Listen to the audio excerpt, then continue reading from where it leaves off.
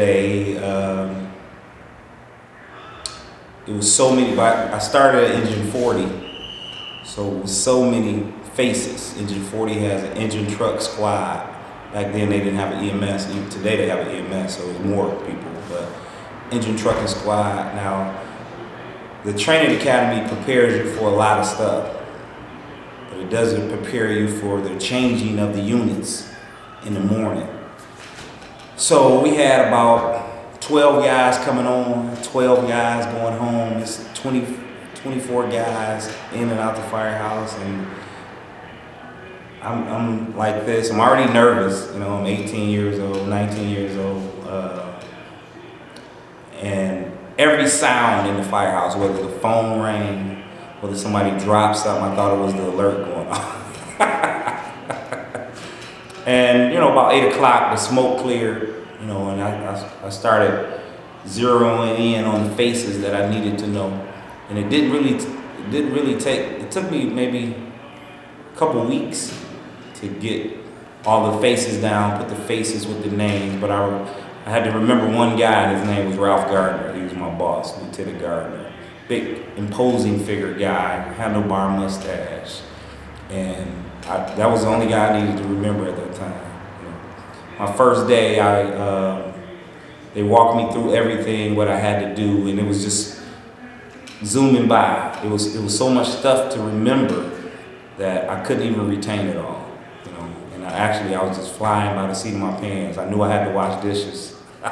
I knew I had to clean up and stay busy. And I think my first run may have come about 12 o'clock. And we jumped on the rig, and they don't talk to the trialman. You put your gear on, and I look at the fireman that I'm riding with, and he gets on the rig, he don't put his gear on. And I took from that it wasn't a serious fire, and it was a false alarm. And then my second fire was a car fire or something like that. I didn't have my actual first good fire until maybe about 8 or 9 o'clock at night. And from then on, from 8 o'clock at night until the next morning, we worked hard. But I was so young, I was too young to think that I was tired. My adrenaline was just running. I couldn't even sleep. They told me, well, after 8 o'clock, you can go and take a bed. You can go to bed after all the work is done. I remember going and lay down, and I could hear all the things going on in the firehouse. I was too nervous to sleep. And it took me maybe about a month to just adjust to trying to sleep in the firehouse. It's so much stuff going on. So much stuff you gotta remember. They had their own rooms. Well, not their own rooms.